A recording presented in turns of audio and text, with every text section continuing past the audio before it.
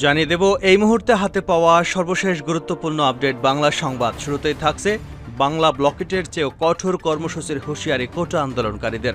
অতি দ্রুত শিক্ষার্থীদের সমন্বয়ে একটি স্বাধীন কমিশন করে কোটা সংস্কারের বিষয়ে এর সুপারিশ অনুযায়ী সংসদে আইন প্রণয়ন করা, গ্রেপ্তার হওয়া ছাত্রদের মুক্তি দেওয়া সহ সব মামলা প্রত্যাহার করা এবং হত্যাকাণ্ডের সঙ্গে জড়িত পুলিশ ও মন্ত্রীদের বরখাস্ত করা, এই তিন দাবি সামনে রেখে ২৪ ঘণ্টার আলটিমেটাম দিয়েছে বৈষম্য বিরোধী ছাত্র আন্দোলন। এবারে জানাবো, ছাত্রদের গুলি করে পঙ্গু করে দেওয়ার পর হাসপাতালে দেখতে যাওয়া ও মায়াকান্না এবং সাহায্যের কথা বলা জনগণের সঙ্গে প্রতারণার আরেকটি বড় নজির বলে মন্তব্য করেছেন বিএনপির মহাসচিব মির্জা ফখরুল ইসলাম আলমগীর। জানাবো, কোটা সংস্কার আন্দোলনের আরও দুই সমন্বয়ক ডিবি হেফাজতে। বৈষম্য বিরোধী ছাত্র আন্দোলনের আরও দুই সমন্বয়ক সার্জিল আলম এবং হাসনাত আবদুল্লাহকে গোয়েন্দা পুলিশ তাদের হেফাজতে নিয়েছে বা ডিবির হেফাজতে রয়েছে। এ নিয়ে কোটা সংস্কার আন্দোলনের ৫ জন মহানগর গোয়েন্দা পুলিশ বা ডিবির হেফাজতে রয়েছে। বিষয়টি স্বীকার করেছে গোয়েন্দা পুলিশ। জানিয়ে দেব, ঐক্যবদ্ধ আওয়ামী লীগকে কেউ হারাতে পারবে না। আওয়ামী লীগের যুগ্ম সাধারণ সম্পাদক কৃষিবিদ আফবা বাহাউদ্দিন নাসিম বলেছেন, তৃণমূলের কর্মীরাই আওয়ামী লীগের শক্তি। সঠিক নেতৃত্বের মাধ্যমে তৃণমূলের কর্মীরা ঐক্যবদ্ধভাবে মাঠে থাকলে ঐক্যবদ্ধ আওয়ামী লীগকে কেউ হারাতে পারবে না।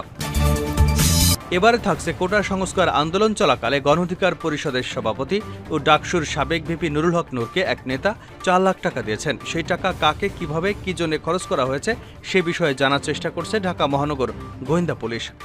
শনিবার দুপুরের মিন্টু রোডে ডিবি কার্যালয়ে আয়োজিত সংবাদ সম্মেলনে এ তথ্য জানান অতিরিক্ত police commissioner Mohammad Haruna Rashid. এবং সর্বশেষ জানাবো আন্তর্জাতিক সংবাদ। তুরস্কের হাতে শক্তিশালী ৫০ পারমাণবিক বোমা করবে কি? সিরিয়ায় তুরস্কের কুর্দি বিরোধী অভিযান শুরুর পর এরদোগানের দেশের সঙ্গে যুক্তরাষ্ট্রের সম্পর্কের ব্যাপক অবনতি হয়।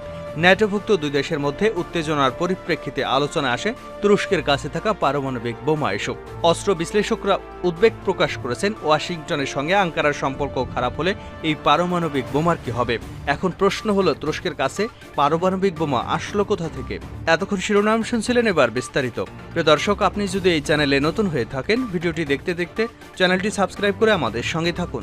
আর এই ভিডিও সম্পর্কে আপনি আপনার মূল্যবান মতামতটি কমেন্ট বক্সে জানিয়ে দিন। আর হ্যাঁ প্রিয় দর্শক, জানিয়ে দিন ভিডিওটি কোথা থেকে দেখছেন। বাংলা ব্লকেটের চেয়েও কঠোর কর্মসূচির হুঁশিয়ারি কোটা আন্দোলনকারীদের। অতি দ্রুত শিক্ষার্থীদের সমন্বয়ে একটা স্বাধীন কমিশন করে কোটা সংস্কারের বিষয়ে এর সুপারিশ অনুযায়ী সংসদে আইন প্রণয়ন করা, গ্রেপ্তার হওয়া ছাত্রদের মুক্তি দেওয়া সহ সব মামলা প্রত্যাহার করা এবং হত্যাকাণ্ডের সঙ্গে জড়িত পুলিশ ও মন্ত্রীদের বরখাস্ত করা, এই তিন দাবির সামনে রেখে ২৪ ঘণ্টার আলটিমেটাম দিয়েছে বৈষম্য বিরোধী ছাত্র আন্দোলন। নির্ধারিত সময়ের মধ্যে তাদের এই বিষয়গুলো মেনে না নিলে বাংলা ব্লকেটের চেয়েও কঠোর কর্মসূচি দেওয়া হবে বলে হুঁশিয়ারি দেন সংগঠনের নেতারা। এছাড়া বিশ্ব সম্প্রদায়ের দৃষ্টি আকর্ষণে রোববার গণসংযোগ ও প্রতিবাদী গ্রাফিতিও আঁকবেন তারা। শনিবার রাতে অনলাইন প্ল্যাটফর্ম গুগল মিটে আয়োজিত এক সংবাদ সম্মেলনে এ কর্মসূচির ঘোষণা করেন সংগঠনের সমন্বয়ক মোহাম্মদ আব্দুল হান্নান মাসুদ। সংবাদ সম্মেলনে অন্যদের মধ্যে উপস্থিত ছিলেন সংগঠনের সমন্বয়ক মাহিন সরকার এবং সহ সমন্বয়ক রিফাত রশিদ। গুলি করে হাসপাতালে দেখতে গিয়ে মায়াকান্না, প্রতারণার আরেকটি নজির মির্জা ফখরুল। ছাত্রদের গুলি করে পঙ্গু করে দেওয়ার পর তাদের হাসপাতালে দেখতে যাওয়া ও মায়াকান্না এবং সাহায্যের কথা বলা জনগণের সঙ্গে প্রতারণার আরেকটি বড় নজির বলে মন্তব্য করেছেন বিএনপির মহাসচিব মির্জা ফখরুল ইসলাম আলমগীর। শনিবার এক বিবৃতিতে মির্জা ফখরুল ইসলাম আলমগীর কোটা সংস্কার আন্দোলনকে ঘিরে সব হত্যাকাণ্ডের দায় সরকারকে দিয়ে অবিলম্বে পদত্যাগ করে দেশ ও মানুষকে অভিশাপ থেকে মুক্তি দেওয়ার দাবিও জানান। মির্জা ফখরুল ইসলাম বলেন, সরকার জনরোষে পড়ার ভয়ে জোর করে ক্ষমতা আঁকড়ে থাকতে দেশে কারফিউ দিয়েছে, জনগণকে কর্মহীন রেখে অনাহারে দিনাতিপাত করতে বাধ্য করছে। এ অবস্থা থেকে জাতি দ্রুত মুক্তি চায় এবং এর জন্য প্রয়োজন রাজনৈতিক সমাধান। মির্জা ফখরুল ইসলাম বলেন, নুরুল হক নূরকে রিমান্ডে নিয়ে তাকে যেভাবে নির্যাতন করা হয়েছে তিনি দাঁড়াতেই পারছেন না। কোটা আন্দোলনের অন্যতম ৩ সমন্বয়ক ঢাকা বিশ্ববিদ্যালয়ের নাহিদ ইসলাম, আসিফ মাহমুদ, আবু বাকের মজুমদার, তাদেরকে হাসপাতালে চিকিৎসাধীন অবস্থায় গোয়েন্দা সংস্থার লোকজন তুলে নিয়ে গেছে। এ ধরনের বর্বরচিত অমানবিক কাজ পুরো সংকটকে আরও ঘনীভূত করবে। ঢাকার সাংবাদিক ইউনিয়নের সাংগঠনিক সম্পাদক সাইদ খানকে গ্রেপ্তার করে রাতভর নির্যাতন চালায়। কয়েকদিন আগে গুলিবিদ্ধ বাংলাদেশ ন্যাপের কেন্দ্রীয় সাংগঠনিক সম্পাদক নওয়াব আলীর একটি চোখ অন্ধ হয়ে গেছে।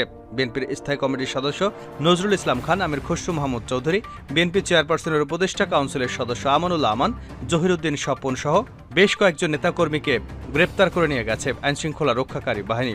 বিএনপির জাতীয় স্থায়ী কমিটির গণশিক্ষা বিষয়ক সম্পাদক ও ইউটিউবের মহাসচিব অধ্যাপক ডক্টর মোর্শেদ খান সহ অসংখ্য মানুষের বাড়ি বাড়ি ডিবি পুলিশ তল্লাশি করার তীব্র নিন্দা ও প্রতিবাদ জানিয়ে বিবৃতি দিয়েছেন বিএনপির মহাসচিব মির্জা ফখরুল ইসলাম আলমগীর।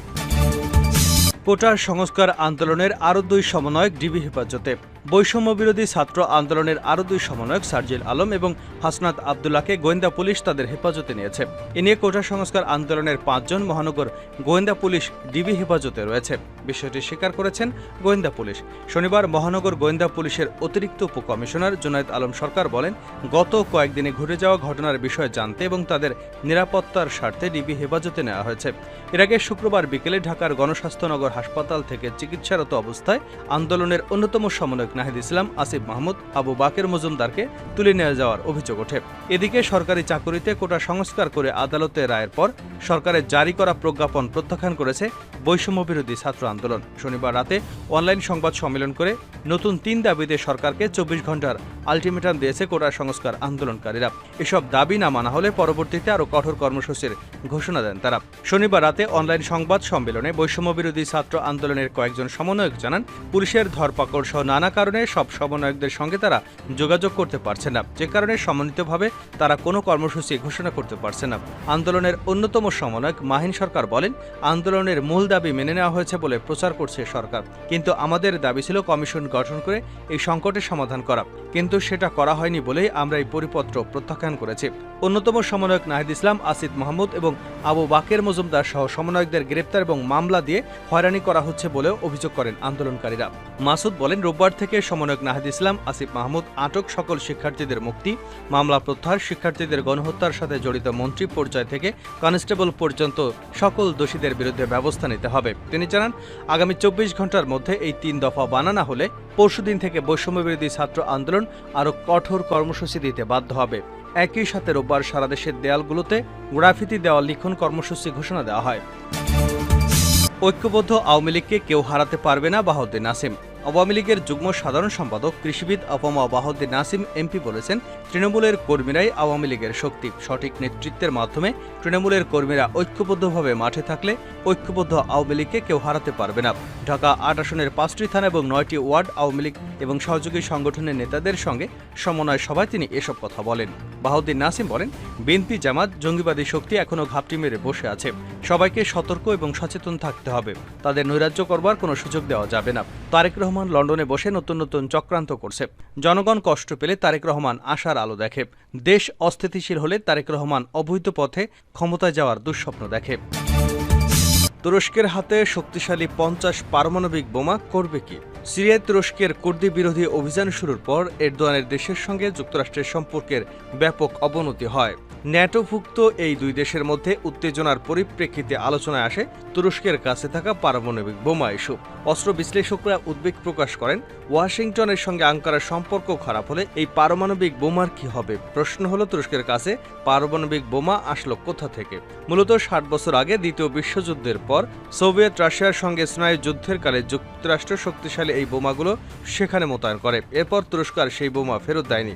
বিশ্লেষকদের ধারণা, পারমাণবিক বোমাগুলো যুক্তরাষ্ট্রকে আর ফেরত দেবে না তুরস্ক। যুক্তরাষ্ট্রের সঙ্গে তুরস্কের সম্পর্ক খারাপ হওয়ার পর সবচেয়ে বেশি আলোচনায় আসে সিরীয় সীমান্তের 150 মাইল দূরের শহর আডানার ইনছালিক বিমান ঘাঁটিতে মোতায়েন থাকা যুক্তরাষ্ট্রের পারমাণবিক বোমার বিষয়টি। এখানে রয়েছে 50টি B61 পারমাণবিক বোমা। ইনছালিক বিমান ঘাঁটিতে থাকা পারমাণবিক বোমাগুলো নিরাপদে রাখার সক্ষমতা নেই স্বয়ং মার্কিন বাহিনীরও। এই বিষয়ে অস্ত্র বিশেষজ্ঞ হেন্স ক্রিস্টেনসন বলেছেন, ঘাঁটিটির সামরিক অবকাঠামো এবং অস্ত্রবল যথেষ্ট হলেও অন্যের হামলা থেকে রক্ষার জন্য প্রয়োজনীয় জনবল যথেষ্ট ঘাটতি রয়েছে সেখানে। তিনি মনে করেন, সেখানকার নিরাপত্তা ব্যবস্থা নিয়ে অনেক আগেই চিন্তিত হওয়া উচিত ছিল। তবে যুক্তরাষ্ট্রের এই পারমাণবিক বোমাগুলো বহনের মতো বিমান তুরস্কের নেই। কেবলমাত্র মার্কিন বিমান বাহিনী সেগুলো ব্যবহার কিংবা সরাতে সক্ষম। এ অবস্থায় তুরস্ক বোমা নিলেও তা থেকে কোনো কাজে আসবে না বলে অনেকেরই মত। কিন্তু বসে নেই এরদোয়ান। প্রথমবারের মতো নিজেদের তৈরি যুদ্ধ বিমানের পরীক্ষামূলক সফল উড্ডয়ন করেছে তুরস্ক। তুর্কি অ্যারোস্পেস ইন্ডাস্ট্রি বা TAI এর ডিজাইন করা এবং বিমানটির নাম দেওয়া হয়েছে কান। TAI প্রধান টমেল কোটিল জানিয়েছেন, এই যুদ্ধবিমান ৮,০০০ ফুট উচ্চতায় ২৩০ গতিতে উঠতে পারে। কানের সফল উড্ডয়নের পর এরদোয়ান বলেন, নিজস্ব প্রযুক্তির ফাইটার জেট তৈরির ক্ষেত্রে তুরস্ক আরেকটি গুরুত্বপূর্ণ পর্যায় অতিক্রম করল। আগামী দিনগুলোতে জাতিকে আমরা প্রশিক্ষণ শিল্প নিয়ে নতুন সুসংবাদ দিতে থাকব। আবার অনেক বিশ্লেষক বলছেন, তুর্কি প্রেসিডেন্ট রিসেপ তাইপ এরদোয়ান পারমাণবিক অস্ত্র তৈরি শুরু করার চেষ্টা করেছেন। যতদিন পর্যন্ত নিজেদের অস্ত্র তৈরি শেষ না হবে ততদিন পর্যন্ত মার্কিন বাহিনীর কাছে বোমাগুলো তুরস্ক হস্তান্তর করবে না।